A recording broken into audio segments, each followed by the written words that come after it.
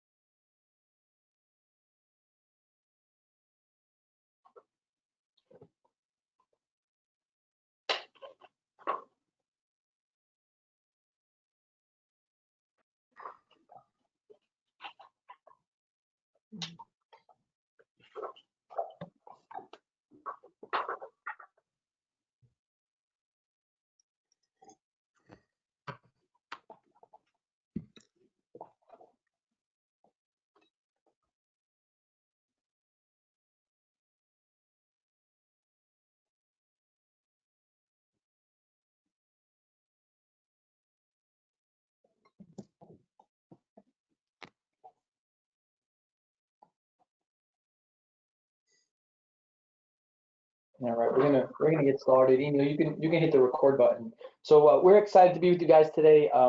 Welcome to the Legacy Project June event. This is a series of conversations where we get to talk all about things legacy. And today we have a very good friend of ours, Richard Orlando, Dr. Richard Orlando. He's going to be sharing a lot about his wisdom. You know, he's been in this space now for probably nearly 3 decades, and tremendous wisdom, tremendous experience. And we're going to have a discussion and a conversation around that today. A little bit of housekeeping before we get started. For those of you that have been on before, you know that we like to turn this into a conversation. So at any point, feel free to either type in the text box or raise your hand on the software. There's a hand button that you can just hit. And what we'll do is we'll try our best to get to many of the questions that people have. One of the things that Richard Orlando did today as a very nice incentive is anyone who asks a question, who opens up their mic to ask a question and really start a conversation, he's going to be giving away one of his books. Now, he's not going to be giving the physical hard copy. He's going to be giving you an ebook. So you'll receive an email in the next day or so with the actual book, The Legacy, which is some of the stuff we're going to be talking about today. This book really has, Richard, you've done a phenomenal job in writing it, and it's tremendously impacted Danielle and our practice. And, you know, I'm sure those that get the ebook will be tremendously impacted by it. But this is the book, guys, Legacy. So, with that said, Richard Orlando has been in the industry about 30 years, has built out a tremendous practice working with advisors, working with high net worth and ultra high net worth families, helping them really be intentional around their legacy. And one of the things, when I met Richard, I think it was probably around 2010, 2011, around there. So we've been friends for about 10 years now. When I met him, it was interesting because we connected instantly. It was like, wow, legacy. And like everything that he shares was the things that we wanted to start doing with the families that we were working with, or we were even doing some of it, but not to the level that he was doing it. And really connected and built an amazing friendship over the last decade or so.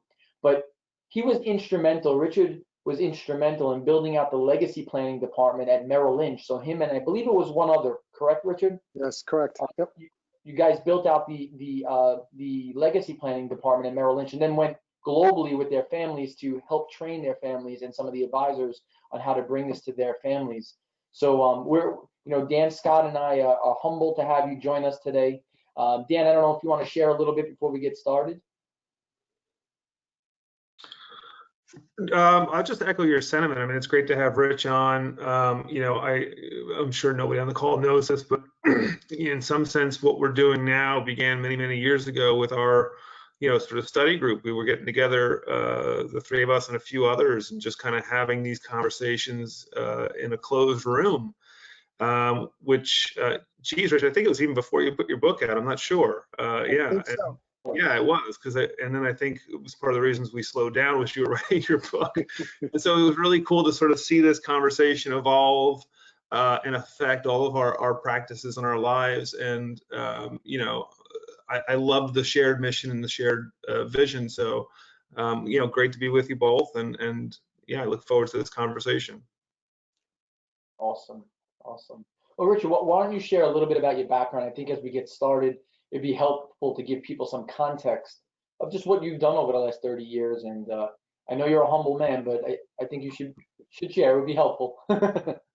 Well, thank you, Chad and Dan. Thanks again for this invitation to join what you've been doing and continuing to do in terms of creating that conversation around the Legacy Project. And thanks for all the what I'll call trusted advisors. And I know there's a lot of expertise and different professional disciplines represented. Thank you for taking the time to join. And I look forward to, if you have any comments or questions, please weigh in on them.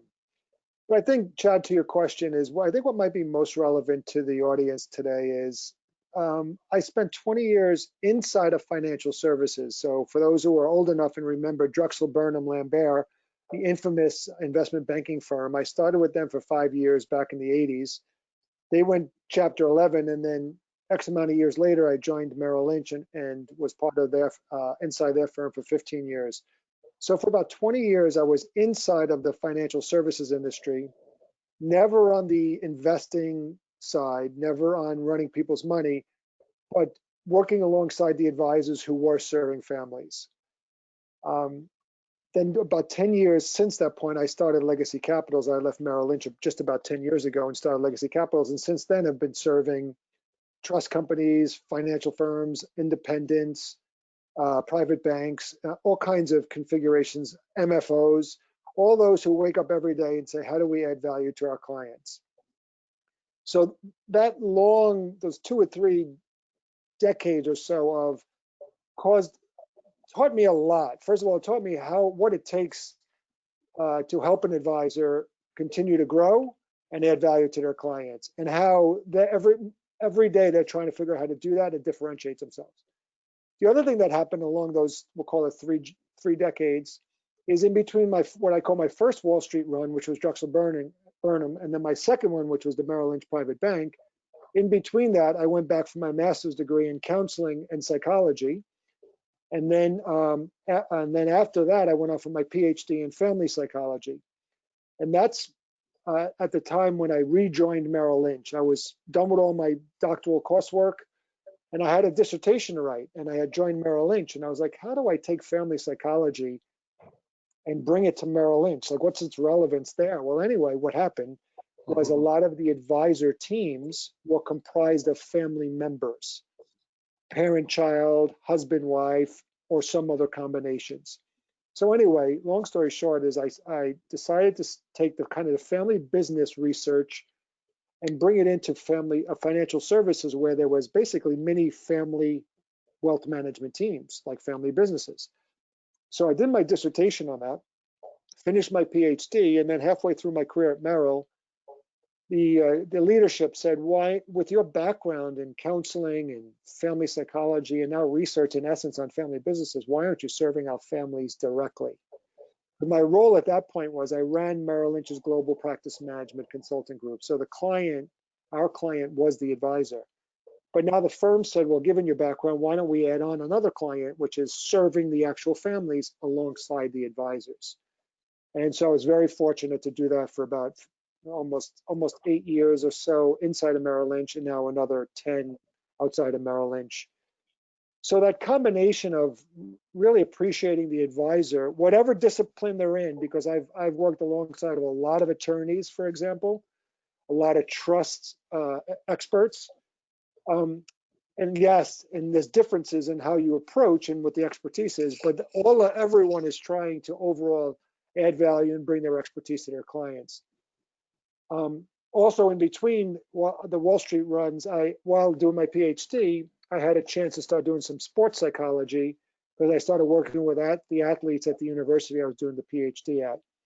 So I had this background that was coming together of financial services, family wealth, sports psychology, and I had the itch to start my own company. So 10 years ago, I started Legacy Capitals, and our mission is to help families flourish across the generations and the advisors who serve them. And it's only on the qualitative side. So we don't do anything that the experts on this call would be doing. We don't do tax planning, we don't do estate planning, we don't do risk management, we don't do wealth management.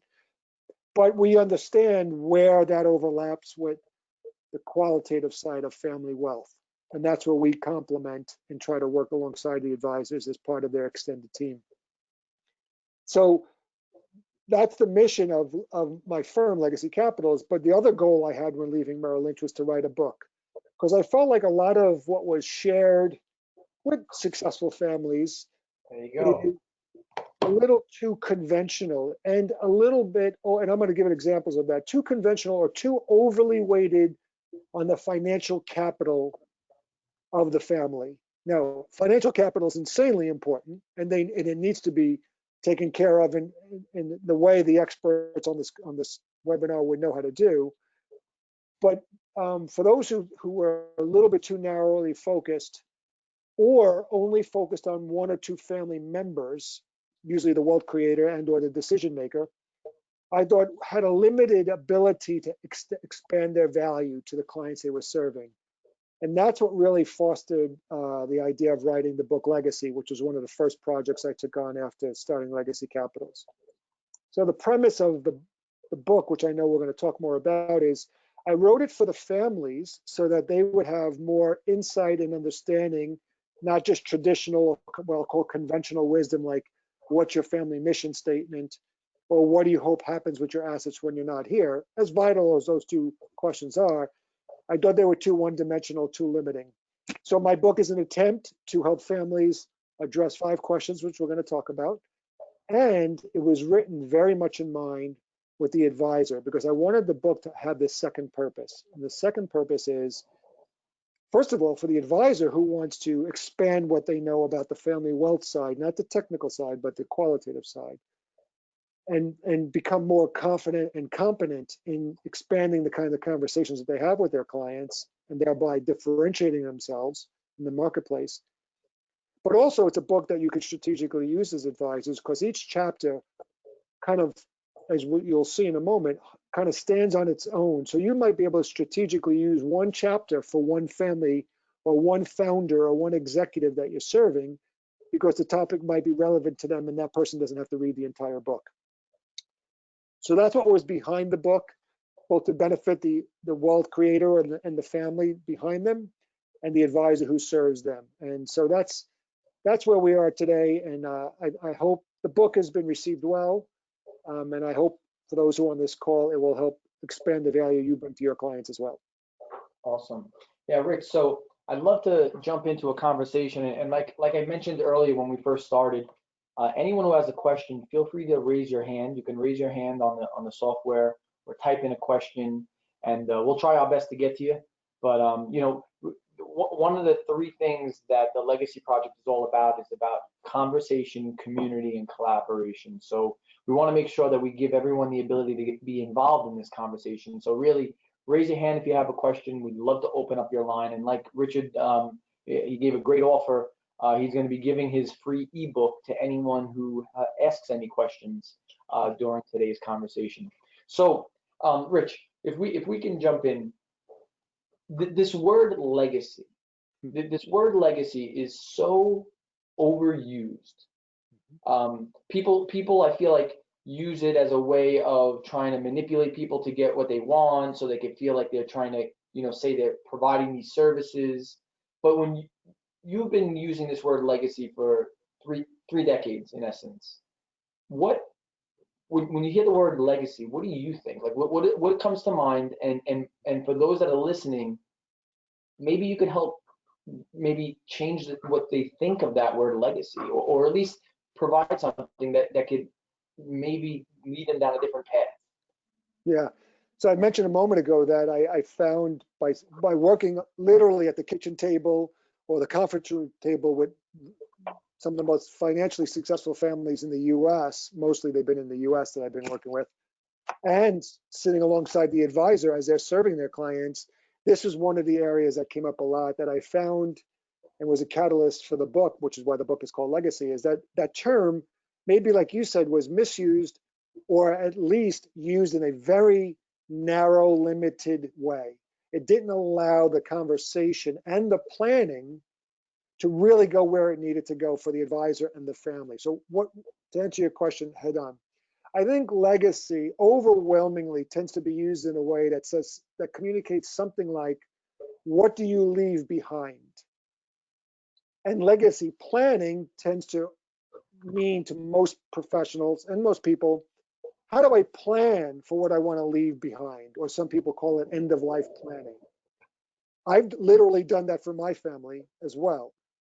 And that's vital, and it should be part of the larger planning process. But too many advisors and too many families stop with that definition. And what I write about in my book, and I think has brought more value to families and advisors, is I think there's a better way to understand it. And by opening up the lens of legacy and legacy planning is understanding it this way. Yes, legacy is what you leave behind, but once you're gone, that's cemented. And it's really about how one lives their life that's what you actually shape to be your legacy that's left behind.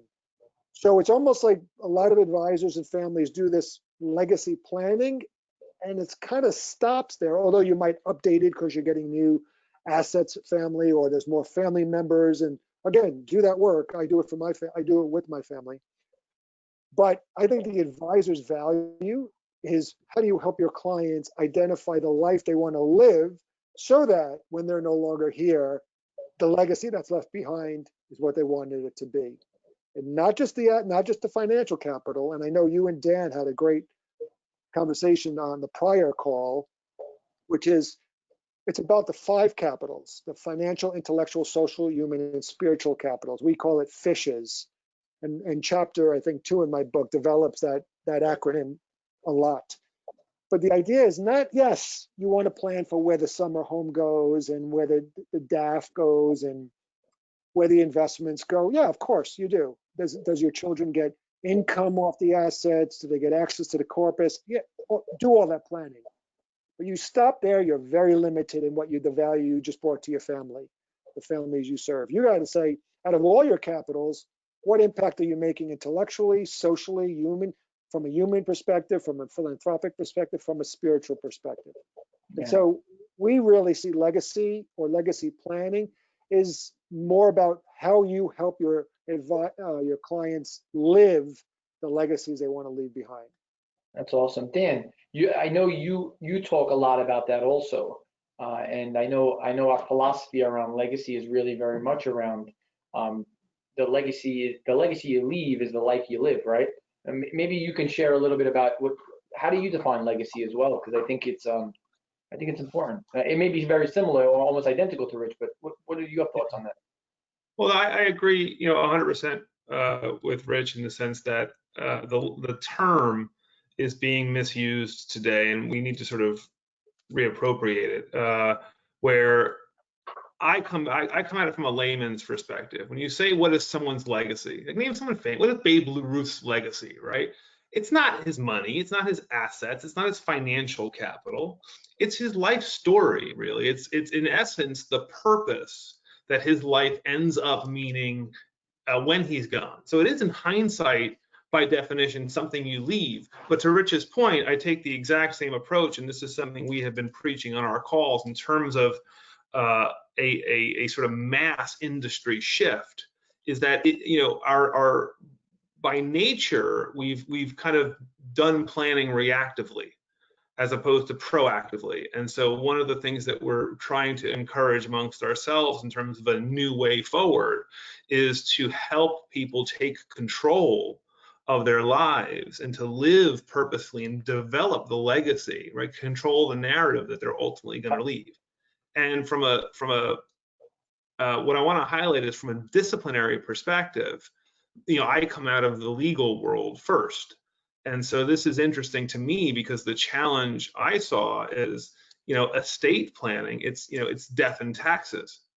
And legacy planning I see as life and purpose. And the challenge that collectively I think the legal industry needs to face or answer is, how do we proactively plan? How do we take legal vehicles and strategies and build a legal structure to complement and harness, right? To how do you create how do you turn human capital, which is an intangible, and infuse that essentially into financial capital, into an actual asset that can live and represent that human beyond their lives, and not only beyond their lives, but build with them during their lives. And that's a whole big different approach from a services perspective. To Rich's point again, I think the biggest mistake most people make is, they want to have their affairs in order. Oh, I got my will done, I got my trust done. Okay, so you've planned for what happens to your stuff when you die. You haven't done a damn thing about planning your life and how you're going to build or structure that stuff and how you're going to make that stuff meaningful. So that's a cornerstone issue that I think, I have my solutions, Chad, you have yours. Collectively, this is the community collaboration aspect of this. We want to open this up to, an interdisciplinary conversation, so we come up with new best practices, new industry standards, and then instead of planning for death and taxes, we're planning for life and purpose. And the one thing I'll add, Rich, that I've done in sort of talking about this is I think this solves the age-old problem of shirt sleeves to shirt sleeves, right? For how long, this is what estate planners and wealth planners think they're trying to solve: intergenerational wealth made and lost in 3 generations. If you ask me, the answer to that is that, is the problem itself. The reason wealth is made and lost in 3 generations is because we're focused purely on the wealth, right? We're focused purely on the estate in the sense of financial capital. And financial assets do not have intrinsic value. The value of my dollar is the direction that I give it, is the purpose that I give that dollar, it's the application. So when you think about financial assets, without purpose, without direction, they are purposeless and quite often valueless. That's what leads to all of the squabbling, the misinvestments, all of the reasons that families fall apart and those assets end up dissipating over time, is because they lack that clear purpose and direction. So I think when we start to remove ourselves and get into a conversation that for some people is uncomfortable because it sounds theoretical or philosophical or, quote unquote, the softer issues, right? These are actually the harder issues.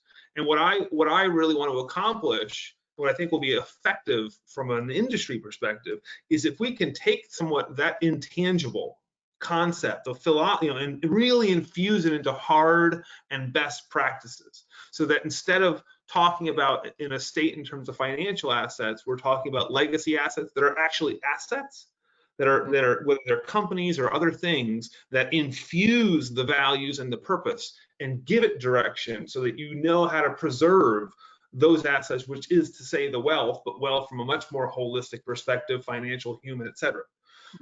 So that's my take on it. And the only other distinction I'll draw, and I don't know, do we need to get into this on this call, but I take, it's interesting, Rich focuses very much on the family and the family flourishing through multiple generations. My fascination with legacy comes very much back to individual purpose.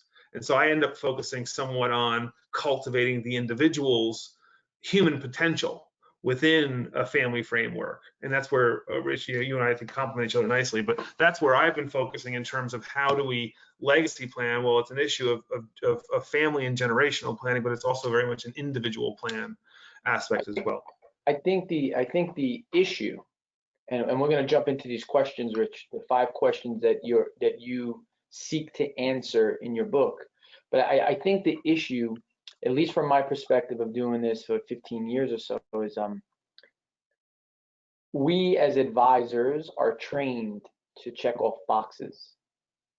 Got this done, got that done, this was completed. And I think what happens is when you're building a true legacy plan and you're serving a family, the boxes don't get checked off. What happens is you just continually refine the process. So one is a sprint. You get to the finish line, I'm done. The other one's really a journey where you're literally just moving and consistently refining and changing and tweaking, refining and changing and tweaking.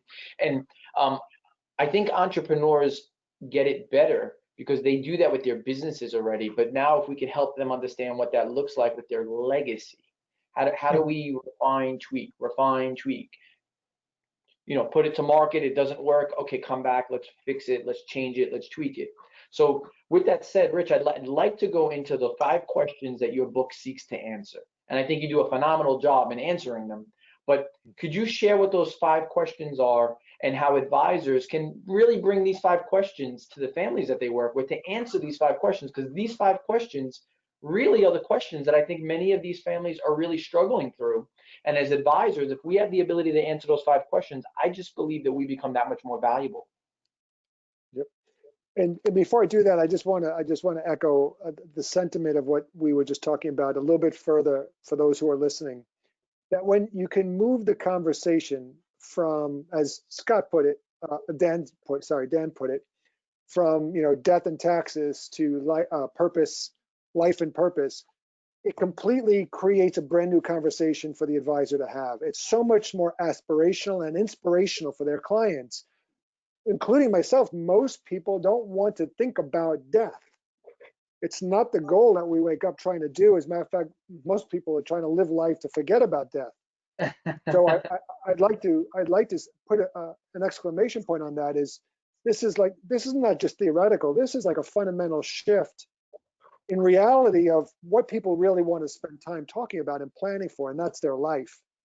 And so I think this goes back to what I shared earlier, is like, at least in the 20 or 30 years I've been trying to learn and serve families and advisors, that's that one-dimensional definition that just limits the work. It limits the value. It limits the impact on families, and it holds back the value that could be unleashed when advisors just ask 3 different questions or reframe what it means to plan, to do legacy planning.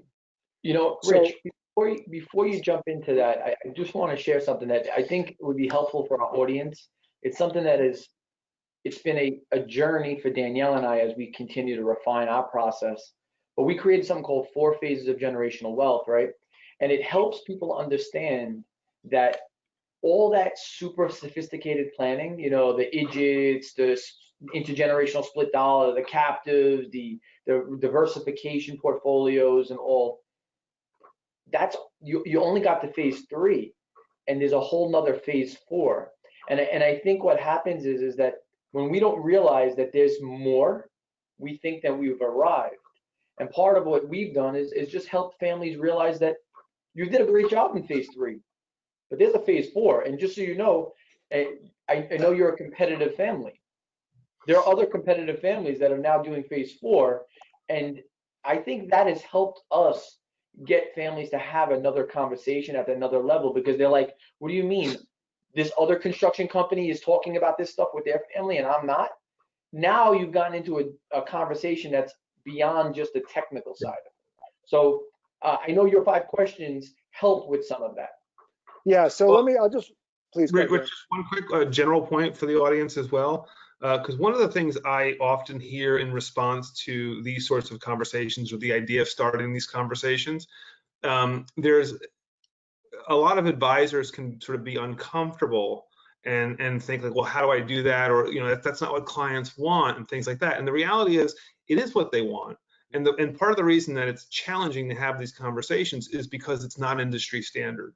And what I really can't encourage more is that we need to adopt new standards, because clients will engage in these conversations if you tell them this is what you have to do.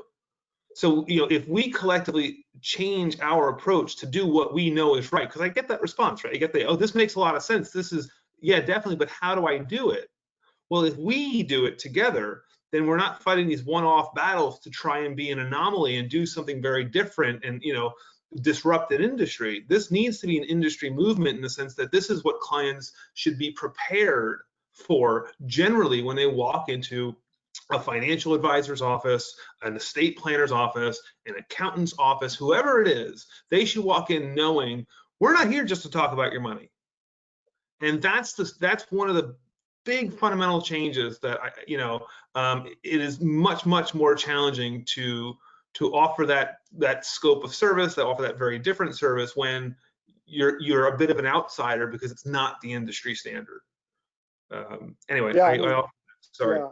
Maybe we'll get to this later, but I'll just highlight it here. Because of everything we're talking about, and my passion to work alongside the advisors and help them expand their value with the families they're serving. We created a 4-module training program called Whole Family Advising. I'm happy to talk more about it either at later or at any point after this call.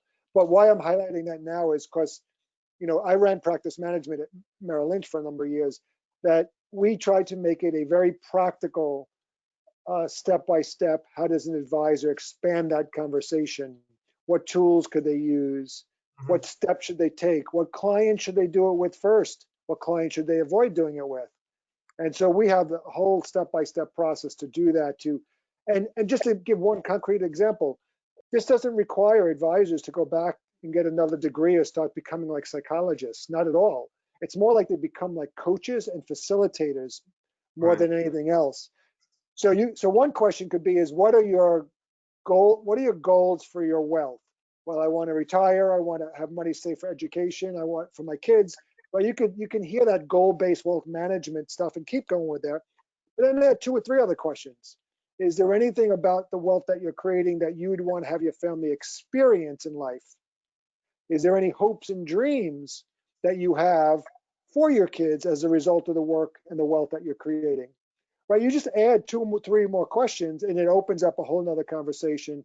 And I agree with you, Dan, in my experience, asking 2 or 3 more questions will the client, I call it the unknown need that the advisors are missing out on.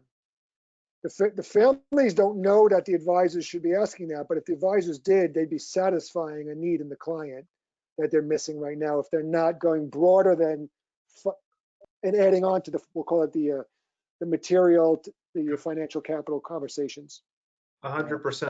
I teed that up for your training program, Rich. So if you guys act now, if you act now, Rich will throw in. Well, I didn't know you did that, but thank you for doing that. Yes. So going to what Chad had asked me to speak about, let me just rattle off the 5 questions, and then I think, Chad, we can maybe discuss one at a time. Yeah, and I like, Rich, what I'd like to do also is once you name the 5 questions, I'd like to open up the line to anyone who has a specific question first, and then we'll go back into those questions, if that works for you. Yep.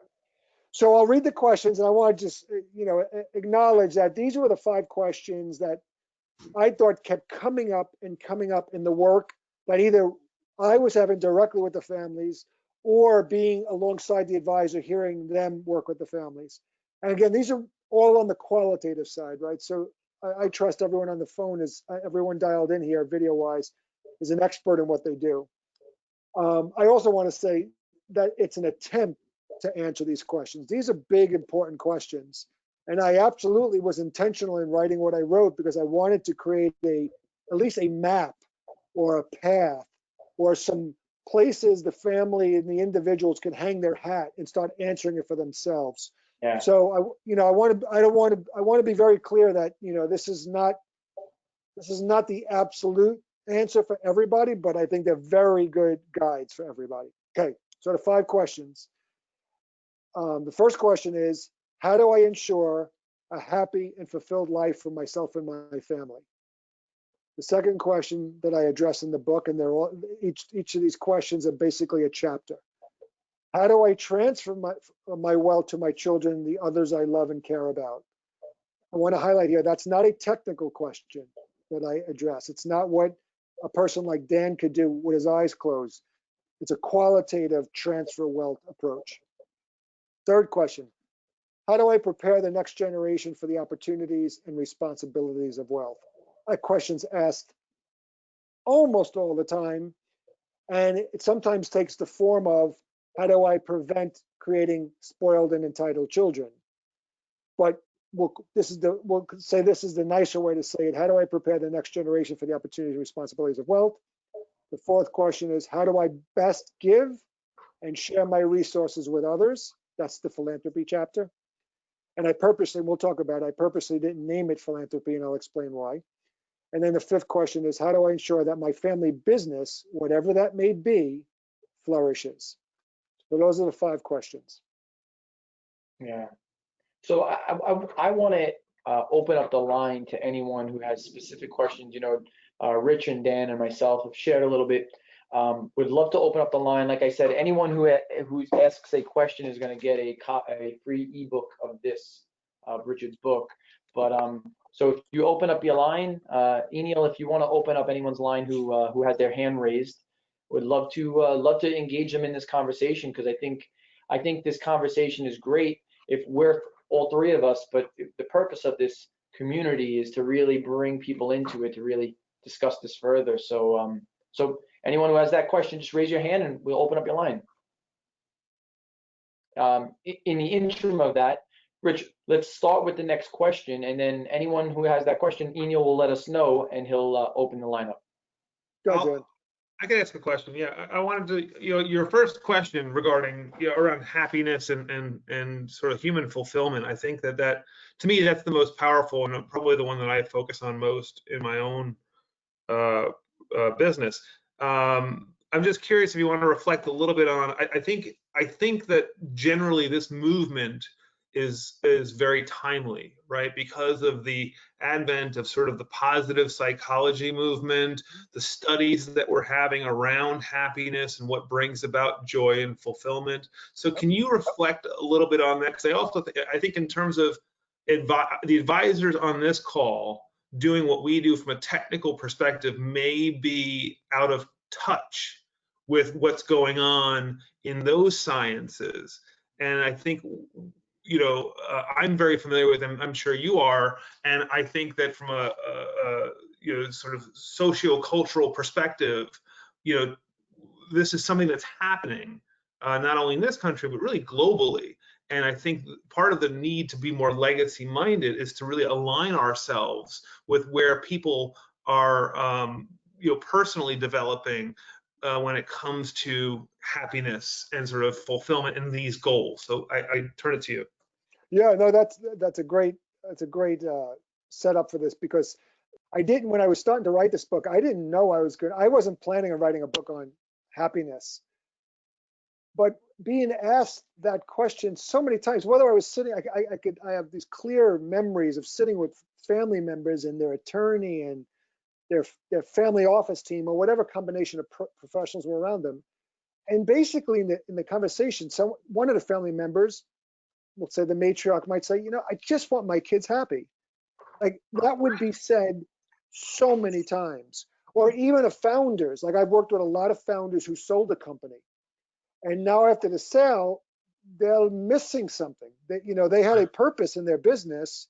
Right. They had a business plan in their business, and now it's sold. And yes, they've reaped a large financial reward, but sometimes they're not happy because they don't know what to do. They don't have a purpose.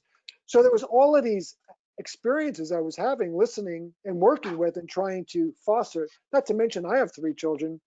Who doesn't want their kids happy? So to your point, to your question, Dan, I said, okay, let me go see what research and science might be behind what does it take to make someone happy? What does that even mean? And as you alluded to, I'll anchor it in that the big driving force, one of the biggest driving forces towards this topic, was instigated by a field of what's called positive psychology. And basically, positive psychology is started by saying we're no longer, as a field of psychology, wanting to look backwards and say, how do we make depressed people less depressed? Mm-hmm. They said, we want to say what leads people to flourish.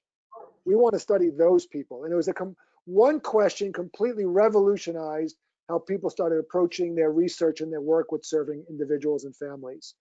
So positive psychology isn't like positive, like make believe something is good and you'll pat you on the back. There's a whole ton of research that now exists out of Harvard, at the University of Penn, and many other schools, not to mention global emphasis.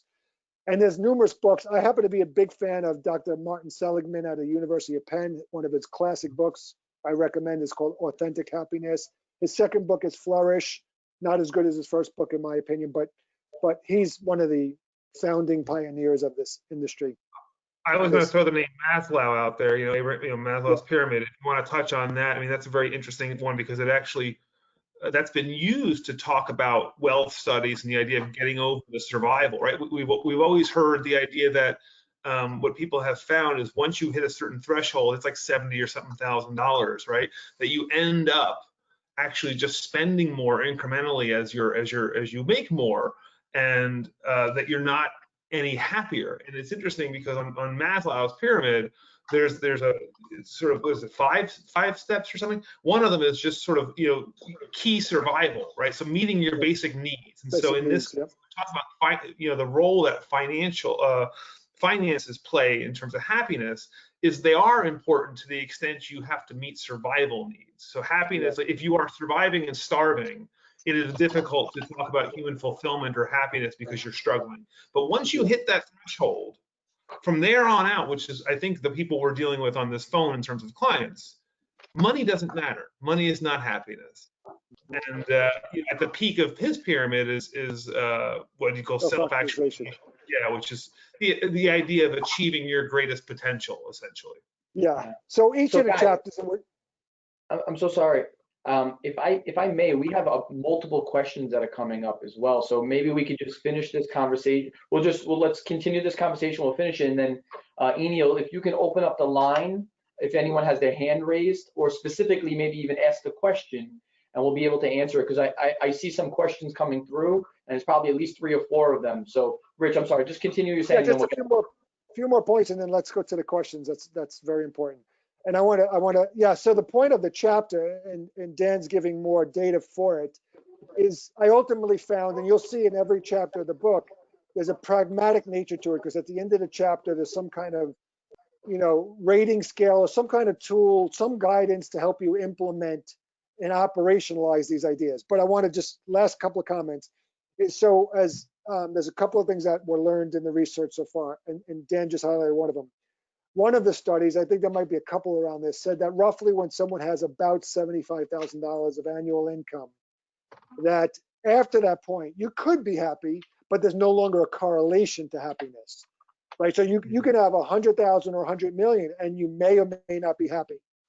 And let's define happy for a moment. They're not talking about giggly feelings. The research is not like, oh, I feel really good. It's about having an internal purpose and meaning to what you're doing in life. That's what they talk about with happiness. And I'm just going to highlight 4 attributes, and you'll see I list about 10 at the end of this chapter, that you and I could put into practice and help your clients practice, because if they really want happy kids, for example, one attribute in the research is having being able to give back and share your resources, whether that's your time, talent, or treasure, with others. So giving back, sharing, is an attribute that will contribute to happiness or fulfillment. Another one is having a purpose. So if our clients don't have a purpose, it doesn't matter how much wealth wraps around them, that just disguises them. I remember I was hired to coach, literally it was a billionaire's son, and they presented the son to me as overall a good kid, but with no purpose. And after spending time coaching him for a while, what I realized, he would say, Mom and Dad haven't given me any money, but he was completely financed living in Manhattan. So he had all of these resources indirectly made available to him, but he had no direction inside of him of what he wanted to do in life. And that was the focus of the coaching. 2 more attributes, and then we'll go to the questions. Practicing gratitude or gratefulness. Actually doing that contributes scientifically to people having more purpose and meaning in their life, therefore more happy. Last one is achievement. So for those of us who are able to set goals and achieve, you're contributing to one's happiness. That's an important one, especially with families with significant financial resources, because it's very easy for the instincts of a parent to fund the way of and remove obstacles in their children's lives, but ultimately, I used the metaphor of a caterpillar to a butterfly, breaking the wings and never letting the child fly, because they never really experienced the achievement from well-intentioned parents. Point is, summarizing, there's about 10 attributes that one could instill in our lives or in the families you're serving to contribute more to happiness. Financial capital alone, it's impossible once you get beyond some basic level of needs being met. You can be very happy and be a multi-millionaire, but it's not a direct causation. That's awesome. Yeah, Rich, as you're sharing that about helping them fail forward, I'm thinking of Danielle and my mentor and friend John Maxwell. He wrote the book Failing Forward, right? And I think that book is a great book for advisors to use around how do we get through obstacles to make us better through those obstacles and fail forward rather than fail backwards, right? And you talk about that all the time. Really excited. We have multiple questions. I want to open up Steve Markin's line. Steve, are you there? I'm here. Hey, Chad. Nice to have you with us, my friend. Good to be here. Good. Thank you. I know you have a question, so I just want to open up your mic and let's have a conversation around that. Yeah, Richard, thank you so much for sharing all your experience and wisdom on this topic. Pleasure, Steve. Love your book. Very, very helpful, insightful. Thank you, sir. One of the questions I hear all the time is that advisors who want to get into the space, the question that kind of rolls around their head is, how do I get paid for this? So could you share your experience in this regard as to, one, whether families are willing to pay for such counsel and advice as you help them to identify and then go pursue their legacy? And then what has been your experience in that regard? Sure. I love the practical question there. So let me give you, I've seen different ways advisors handle this, but I'll give you the two that I see most often. One is that, and here's the practice management side of me coming out. They'll in some way have segmented or defined types of clients, and part of that definition might be the potential of the relationship and or the revenue or the production or the fees that are associated with that client. And within that segmentation, if you will, they've allotted a certain amount of, I'll call it for now, family office services built in for that family, that client, that individual.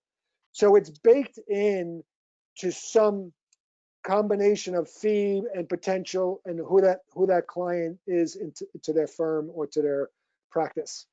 The other one is where, and it's the one that they utilize us mostly for, is that they'll cover us what we call a discovery part of the process, where they'll remove any cost up front for us to do a discovery on the client. Basically, what that means is a combination of get one-on-one calls with each of the family members, some kind of family tool or assessment, some kind of report writing or reviewing of documents.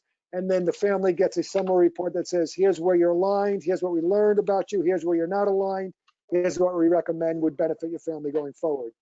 That cost very commonly, and we also recommend it, and I'm happy to explain why, that the advisor covers that cost and just bakes that into adding value and investing in their business and ultimately in their clients. But after that discovery, if the family says, I like what you recommend and we're ready to take action, we want to engage, then that would be a different package that the firm can either say, client, if you want to go forward, it's on, you can just invoice, you can just work with Legacy Capitals on the cost, or at that point, the firm could say, for that client, we're going to cover it or we're going to subsidize it. But it gives the advisor firm a clear delineation to say, we're going to just bring value. It's almost like doing a family financial plan, or a very, very basic, and my analogies are going to start breaking down, some basic understanding of an estate plan. And that's what we were doing, the discovery and giving it to them and saying, here's where the opportunities are, here's where we can work together, and covering that and building that into the cost. Those are not the only ways, but those are the two common ways advisors have to be to go into another place of serving the families. I want to jump in real quick on this because I've sort of lived through this somewhat painfully in trying to figure this out. And I think part of the conversations that we should be having collectively in terms of best practices are also best ways to implement this from a business perspective. Because right now it's a bit of a square peg in a round hole. I think the challenge, the challenge that I faced was coming out of an estate planning lawyer label. At large firms that did estate planning, one aspect of what we're talking about is it's not one and done from a document perspective. So you need an ongoing advisory capacity. Well, nobody wants to, most people, myself included, lawyers aren't the most popular people in the room, one, so who wants to stick around them for a longer period of time than you have to? Unfortunately, it's a disservice we've done ourselves. And two is, from a billing perspective, nobody wants to pay legal fees more than they have to, right? Even if it's reasonable, it's still a legal fee, right? So it just looks and smells inappropriate from that industry perspective. So you shift over to the wealth management world where you have a wealth management fee, and as Rich pointed out, you can kind of bake it into that, which seems to be the best way to sort of accomplish this now because it's seamless to the client. But the reality and the challenge there is, particularly, maybe not the individuals on this call, but once you start getting to institutions, right, larger institutions and businesses, it's not what they're being paid for, right? At the end of the day, most places are selling product, they're selling assets under management. Their job is money and finance, not necessarily planning and strategy. So if you're not necessarily paying directly for that, you're not going to get fully back the value you should be getting in terms of the concentration. So that's where that industry needs to shift in terms of its practices and make it clear that, I can't give you something for nothing. If I'm giving you something for nothing as a business, it's a disincentive, and I'm going to give you as little as possible to sort of make it work, which translates into, quite frankly, baloney, right? It's just jargon I'm using and I'm not really implementing because I'm not getting paid for it. So it's a loss leader, bad business plan. And where I've ended up. Speak to that for a sec. I'd like to speak to that for a second because in my background originally came out of the life insurance business, and the life insurance business is very much around transactional, sell life insurance. And my wife and I, we made a decision about 12 years ago that we were going to create this generational planning firm, and it was going to be very different. And I would love to extend myself. I'll give anyone who's on the call, you can take my email down, because we've actually figured out ways to do it, being from the life insurance end of it, of how do you create this whole generational planning process, right? So I'd love to, I'll throw out my email out there, and anyone who has a question, you can shoot us an email. I actually give you my my wife and business partner's email. She handles all the correspondence, but it's Danielle at WLG. So Danielle at WLGprivateclient.com. I'd be more than happy to share with you how we do it, even maybe bring a conversation with Richard into it. I mean, we have agreements that we have processes around how we do it now. And to all of it, probably everyone on this call, it's been an uncomfortable journey. But that's the journey part of it. It's been refined. Did that work? No. Let's change it. Let's tweak it. Let's refine it. And now you fast forward many years, and we have clients now paying us to help them through some of this, and some of it is more advanced than we can do. So we'll bring in a Richard and his team, and some of it is built in directly into the planning that we do. So I'd love to have a conversation further, and if you have questions, I'd love to be able to guide you. And one of the things that Dan and myself and the Legacy Project is all about is it's not even about get the client to us. It's not about that. I want to have families having deeper conversations, because I know this, that in my earlier part of my career, when I was just a life insurance advisor, I was doing it ethically. But now, knowing what I know, the impact we're making in families is tremendously more than we were doing 12, 15, 20 years ago, or 18 years ago. That's when I started. So I'd love to share, because my goal is I want you to be bringing value to your families, and I want these families to be impacted. And quite honestly, this may sound crazy, but this is how our mentor John Maxwell showed us. He said, just provide value to people, show them what you do, don't hold it back. I'm more than happy to share what we're doing, and send us an email, and I'm happy to get you whatever information we can to help facilitate you having those conversations. And Richard has also built in a whole training process around that. So that being the case, so I do want to jump. We have a couple of more questions. We're probably going to go to about 1:15 today. So I'd love to open up John Dankovich. John. Check 1 second on that last part. I just think, and tell me if you have found this challenging, because this is my point. Like, you've come up with a solution, I've come up with a solution, Rich has come up with a solution. We each have different business models, and so there are solutions. The problem and the challenge is that when you interface with a client and you're essentially working outside of the industry because the industry standard is wrong, okay, you will lose some clients who are not comfortable with doing something different. And so if we make instead the industry standard that this is the way it should be done, then no client loses out in the sense of getting what they actually need because they are comfortable, because this is what everybody's telling them they need. So I agree with you. I love that you're offering, to share your business model, but it is, one of many in that sense, and that's part of the challenge that needs to be solved. Yeah. So some people though, I think, don't know how to start that. And if we can just share with you how to start it, I'm a big believer that momentum begets momentum. So if you don't have momentum in having this as part of your process and part of your model, it doesn't matter. You're not going to gain traction. So if we can share something that will help you get a little bit of momentum, you'll start seeing it and start feeling it. But it really, it's not easy, and people are used to their models, but we have to kill our sacred cows if we're going to ever get to the point where we can really serve families at another level. That being the case, I know Killing the Sacred Cow is a book too, but that being the case, but I'd like to open up John Dankovich's mic. John, you there? I'm here if you can hear me. Yep, we can hear you. How you doing, sir? Wonderful, wonderful. Hello, guys. Thank you so much for facilitating these calls and conversations. I've been involved in this type of practice now for over 15 years. I was one of the people who put up the funding to determine whether The Ultimate Gift could be made into a movie way back in the day. My right elbow is in the first scene of the movie as an extra. Awesome. So we had a lot of fun. Your autograph. I love that movie. One of my favorite movies. It's phenomenal. It is. It is. The difficulty is, as I think Chad was saying, and Dan was saying as well, this is outside the normal realm. It doesn't fit squarely into any established financial services, legal practice. I'm a recovering attorney. I've been recovering for 30 years now. I've been a CPA. I've been in the investment business. I've gravitated to incorporating this into our practice.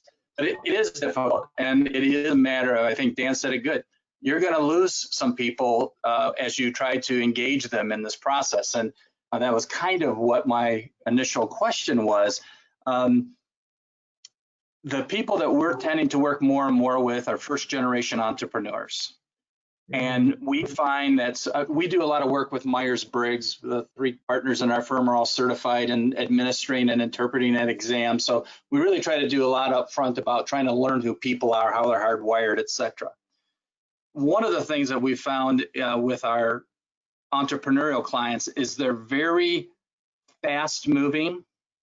They tend to make quick decisions without getting a lot of input in those decisions. They tend to be surrounded by yes people. Whatever I say, you do, including their advisors. I need a document. Great. Dan will draft a document. No problem. I need a life insurance policy. I'm not exactly sure why, but somebody told me I should have one. Chad, will you put a policy in place? Yeah. Those types of things. And so how this goes to any of the 3 of you, I was thinking primarily with Richard, how do you slow these people down to get them to understand that what really will provide them great enjoyment and satisfaction when they're done with their primary entrepreneurial life, when they get back to where they're really reflecting on life, and they start now, as opposed to, I wish I had known this when my kids were younger, right? All those types of regrets that we've seen people have. How do we convince them, especially in their 40s, that make this investment? You're willing to try a new division, bring on a new product. Everything in your business is quick. This is not quick. This takes a great deal of reflection, an understanding of who you are, what's important to you, how you're hardwired, what has been the impact of your upbringing. So, both nature and nurture, what have all those done to create who you are today? And how can we take that and really then help you understand what you believe your purpose to be? And maybe even in that journey, you'll find a different purpose. But it's getting that to slow down long enough to make that investment in what the four of us and most people probably listening know, could be one of the greatest blessings in their life. It's a good question. So a couple of thoughts. One is that might not be the client to start with. So from a practice management lens, module 1 training says, okay, out of all the clients, and we kind of walk through this process and some strategic questions, where's the first opportunities you begin with? So that's one practical thing. But let's just say you want to target the busy transactional, I'm not being pejorative, but the transactional type of entrepreneur. One way to do it is, have you brought in their spouse yet into the process? Because their spouse usually represents they're usually a complement in style to that entrepreneur's profile. So you can maybe anchor some things in the spouse that will help with the children and begin to open up a conversation from the inside out in terms of the family conversation, family dynamic. I too have found most of the founders I've worked with who had an event, liquidity event, were in their 40s or 50s, and it wasn't until the sale that some of the existential issues started to emerge, or their kids began to get a little bit older. So there's a bit of a delay there. So in the meantime, I think a lot of the advisors that we're partnered with, that no one's got it perfectly, but the ones who are having more success present themselves from day one as, here's how we work, and then let the evolution of the client relationship develop towards starting to tap all of it. But they don't bring it in. They don't bring it in at the end. It's like, so in some of our relationships, they're presenting me as part of the offering, so that the family knows maybe the entrepreneur is not going to click with Richard Orlando today, but they're going to remember that there's someone's going to help them when the money becomes liquid, or their children get older, or they start realizing they're raising children and they're living beyond their means, right? So those are 3 ways. One is they might not be the one to start with. 2 is, can you bring in the significant other who might have a different perspective, who might be able to land more and talk about the family side of the equation, and or market your services or your planning as, here's what we do. Now let's see what you're ready to do with us from the beginning, as early as possible. Yeah. Richard, I'd like to just add on top of that. I think what you shared is powerful. One thing I've seen work well for us, and like I said, we're on this journey together. This is a journey, but one thing that I have seen is that when you ask that entrepreneur, how did you build your business? That's a question. How did you build your business? And they're going to tell you, they're going to take you on this journey. It's taken me 30 years to get to here, and blood, sweat, and tears. Okay. How much time have you invested in building your family and your legacy? That's a question, because you're getting them to realize, I've spent a lot of time building my business, but my family and my legacy, how do I line them up? So that's a question that's helped me. We just had a client who wrote us a check for, I think it was about $30,000, and they wrote us a check, and that was a question that I asked them, and they went like this, almost like, wow, I never looked at it like that. So I think as advisors, we get paid for the depth of our conversations and the courage to have those conversations that others aren't willing to have. Let's go to the next I would agree with. I'm sorry. Sorry, John. Yeah, I was gonna say, I agree with all of that, and we've been doing much of that. I would never start with an entrepreneur as the first client to try to engage this with. They are difficult. I was just looking to see if you had any other insights into that. They're so much fun because they present so much. If you can get them to slow down enough to make the investment. Thanks so much. I'll jump in because I work a lot with entrepreneurs, and I'll just briefly say that, in essence, what's great about entrepreneurs is that they are creative and they are creatives. And so they're creating something, right? They're industry. So they are, and what drives that tends to be more than money. There usually is a purpose behind what drives them as a creative. And so once you start to tap into that, very quickly, I think you can jump into a conversation around purpose and purposeful planning and everything else that kind of flows from that. So to me, when you talk about entrepreneurs, it's focusing less on planning as a personal long-term family matter and more on legacy as who they are as creatives, and tapping into, you know, what they care about, which is their business and what they're building. Awesome. Thanks, Dan. Yeah. I apologize. If you see my eyes down, it's because I have questions that are coming in on the chat. So I apologize if my eyes look like it's down. But yeah, no, this is great. John, are you good on that point? You feel comfortable with that? I'm good. Thank you, guys. Awesome. Thank you for joining the conversation. We have Lee Richmond. Lee, can we open up your mic? Can you hear us? Sure. Hi, Hi, Lee. How are you? Hi. Hey, I'm good, thanks. Good. So my question was, we've talked a lot about sharing your values, and I guess I see a lot of families where the next generation doesn't really share their values. Mm. How can you influence your adult family members to share your values and to, you know, kind of carry your legacy forward if they're somewhere else? Can I just quickly say, you shouldn't.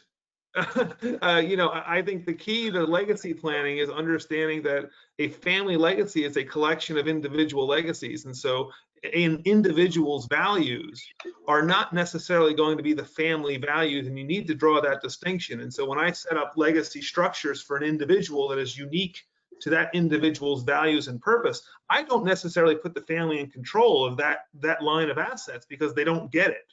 And they shouldn't be in control. And I think that's one of the biggest mistakes we too often make in family planning is we fall back to well, the family's going to take over the business, or the family's going to run the assets. No, there's professionals out there who can do it much better. The family may be beneficiaries from an economic sense, but they don't necessarily have the values or understand your why. And so if they don't force it on them. Let them figure out and find themselves and live their own flourished, you know, fulfilled life, and have yours protected by people who do get it. So who manages your legacy? I guess the takeaway there is, one, don't force your values on anybody, and two, make sure you choose a team of people who get it and can carry forward your legacy. Sorry, I had to jump in. I feel strongly about that. no, you don't. You seem confused, Dan.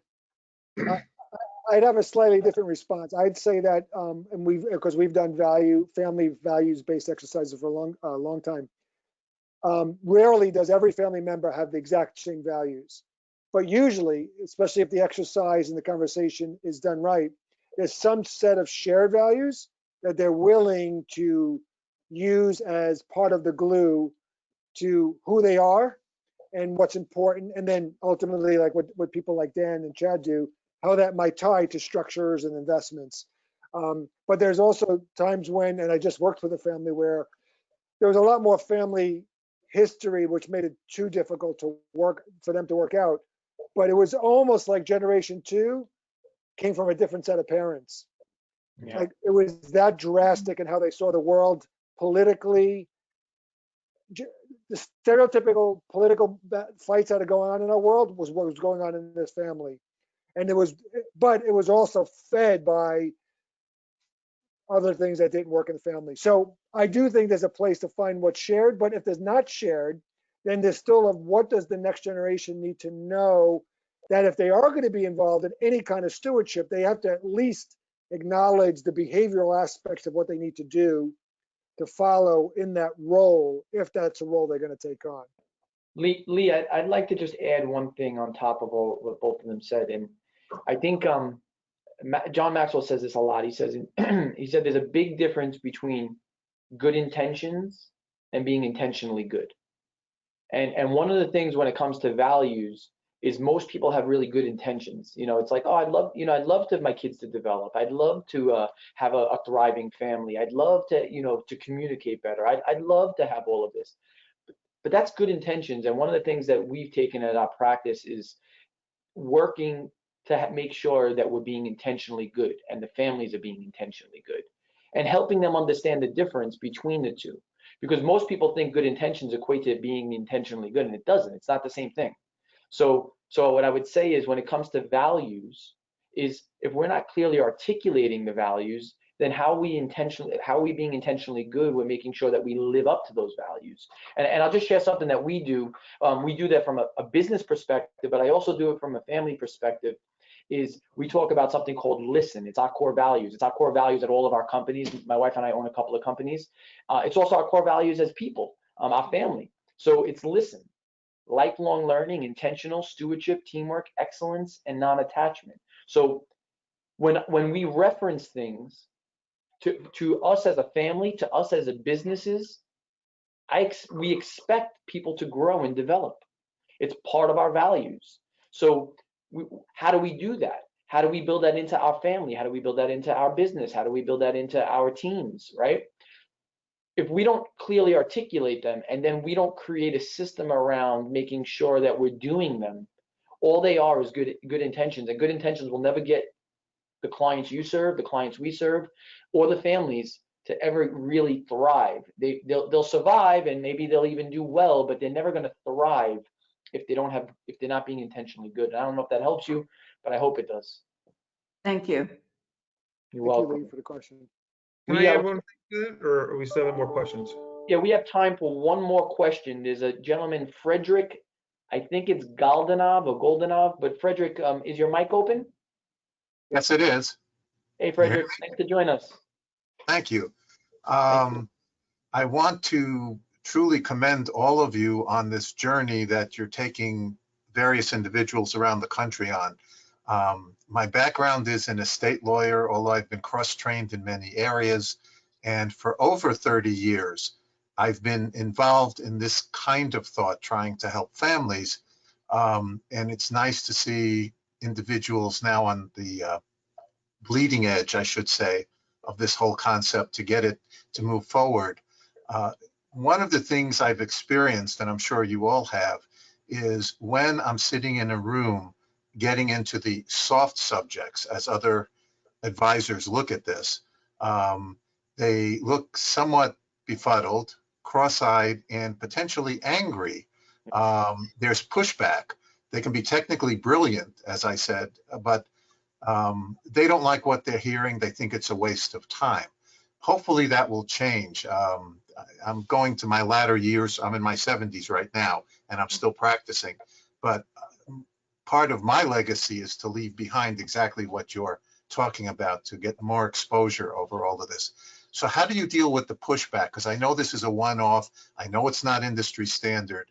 But how do you deal with other advisors personally who look at you and saying, you're a funny kind of guy, you know, why are you doing Yeah, that's good. Hey, so Frederick, I want to just throw something in there and then hand it off to Richard and to Dan.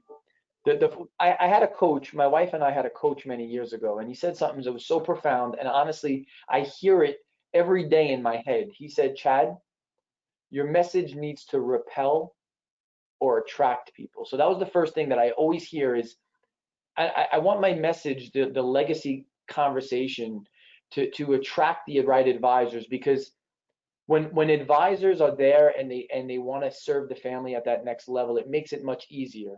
So the first thing I would say is, from a proactive standpoint, if you're an advisor working with someone, work with building like-minded advisors. That doesn't mean you have to agree on everything. It just means that we really want to serve the family at this next level. The second thing is very practically, when you're working with them and you're there, is understanding why they're uncomfortable and understanding why they don't want to get into that conversation. And for me, what I like to do is I like to have the conversation before the conversation. So I learned this from John Maxwell, our friend and mentor, but he says the meeting, he calls it the meeting before the meeting, but I call it the conversation before the conversation. So when we're getting ready to go into a meeting with an advisory team who I know is technically brilliant, you know, we do a lot of work with some of the top accounting firms and some of the law firms. They're brilliant, but I want to have this conversation before the conversation with them so that it doesn't make it uncomfortable when we're in the meeting with the client. So that I'm in essence prepping the meeting so that when we get to that next more in-depth, deeper conversation, they're feeling more comfortable with it, and I didn't just bring it about in that meeting. So I don't know if that helps, but it's been something that has helped me. I do that quite frequently, and I try to do it very inconspicuously so that it doesn't feel very staged, but it's the conversation before the conversation for me. Rich and Dan, what are your thoughts? Well, let me go because I think my perspective is unique in the sense that I am not a technical advisor in any discipline. So when I am in the room, it's expected that I would be having those conversations. But in our training, I think it's speaking to what Frederick's highlighting is most of the time, and we ask the advisors in our training, they're more concerned about going into an area that's unknown to them. And so they're silent on it as opposed to that they really don't want it happening because they think what it means is that it's going to take them down a rabbit hole of really family dynamics that are not going to be unmanageable. And why we teach the process that we do is because they're right. We're not trying to set up an advisor to become a psychologist. I mentioned earlier, we're trying to give them a strategic process and practical tools so they can expand their value without going where they're not ready to go. And that is what clients need. So I want to give it to Dan because when I am in the room, it's usually that's what's supposed to be going on because that's the role I play for the advisor world. Yeah. Go ahead, Dan. Yeah, I think at some point we need to revisit the word advisor, because it's I think apparent from your experience, law particularly is guilty of what you're talking about. I think that if you're an expert in estate taxes and estate tax mitigation solutions, you're not necessarily an advisor. You're an expert, you're a technician. And that's okay, by the way, it's okay. But I don't want that person giving me advice about my life. An advisor to me is somebody, I say this all the time, I overly simplify my job. As an advisor, my job is to make my clients happy. That's it. What else is my job to do? If my advice is not bringing forth your happiness and and human fulfillment, what am I doing? And so if the legal industry wants to go back to, because it has lost the role of being counselors, they need to reshift their focus in terms of what their job is. We have become, and not we, because I'm less in it now today, but the legal industry has become an overwhelmingly transactional focused job. And when I was at larger firms, I was growing increasingly frustrated to see places like, not to drop names, but the Bessemer Trusts of the world, who have in-house estate planning lawyers doing the planning and who want to hire a lawyer to draft a document. I have news for you, lawyers on the call. A computer can draft a document. Your job is going to be gone very, very soon. So, that is not what you pay us for, right? You pay for advice, and advisory is something that for some reason, the legal industry is particularly guilty of falling away from. So I think that's part of the issue there. Know who to call upon. I mean, everything should be done in a tax efficient way for sure, but it shouldn't be the tax cart before the horse. In terms of people who understand and see themselves as advisors, well, I think it's an easier conversation to have because they have, to Chad's point, at least you're starting with good intentions. And so, you can sort of open those conversations up to say, well, okay, if we're trying to be advisors, how do we best do that? And we should be kind of considering all options. So coming out of law firms, particularly larger ones, I'm exceptionally critical of their approach. I think it's a broken model because and this is the statistic, that we now throw out. Estate planning doesn't work. Right? There's a 70% chance wealth is lost by the second generation and a 90% chance it's gone by the third. And the estate planners, while yes, some of that falls in the financial world, that's largely the lawyers. Okay, so what we're doing when we sit down with a client and we tell them that you need a will, we're setting them up for failure. You don't need an estate plan. Estate planning has had its time and it has failed. So the question is, we've identified the problem. Now, what is the solution? As I said earlier, I think the solution is being more purpose-driven because without purpose, assets get lost. And so we have to move towards a different practice because estate planning, call it estate planning 2.0 instead of legacy planning, I don't care. But the idea of planning for what happens to your property, your financial assets when you die, and only doing that job and handing someone a document and saying, now you're done, is setting them up for failure. Statistically, it doesn't work. So, that's a bigger industry issue that for some reason, and by the way, I've butted heads internally in law firms because I have wanted to be more legacy minded. And disappointingly, without naming names, it was not met welcomely. It was the idea of, oh, you're rocking the boat, or, oh, we can't do this. And so that needs to change. And that is a more fundamental issue that, I don't know that we have the solutions on here. I mean, that is something that, there's some soul searching that needs to be done. Why are you doing the job you're doing then? If it's not what's best for the client.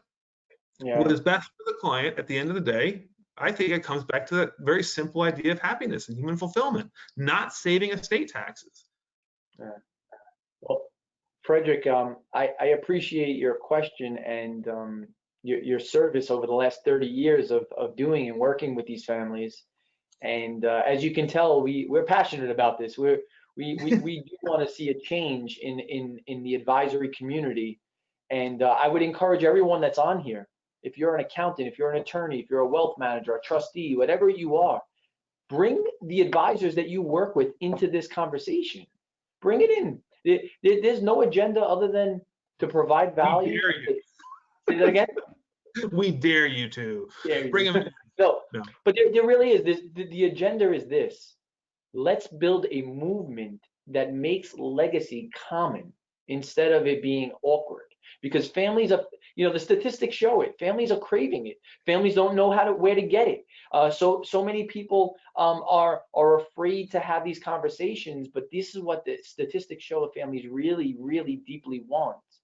And I would just encourage all of you that are on this call, invite your advisors that are in your circle. Let's bring them in. Let's have a conversation with them, because hopefully in your little community that you're in, or your major city that you're in, you could start doing some of this stuff in your community.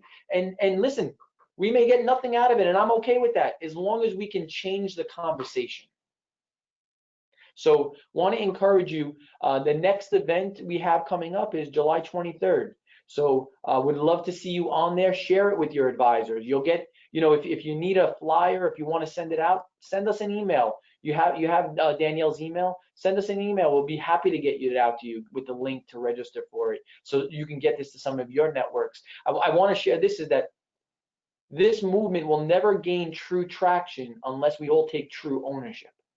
And this is not about highlighting Chad's company and Dan's company. It's really about, let's get a movement going, guys, because there's a lot of advisors and a lot of families that are desperately needing this. And if we don't step out and we don't share, they may go for another 20, 30 years without ever having this, without ever really having a conversation deeper about legacy. So I appreciate that you spent the time with us. Like we put in our emails, the goal is for 60 to 90 minutes. We will never go over 90 minutes, but it'll always be between 60 and 90. We're going to be wrapping up. Richard, I want to thank you for your time, your wisdom, your experience. Thank you, Richard. Yeah, we tremendously appreciate you, my friend. Your heart is so big for families and for advisors to help them.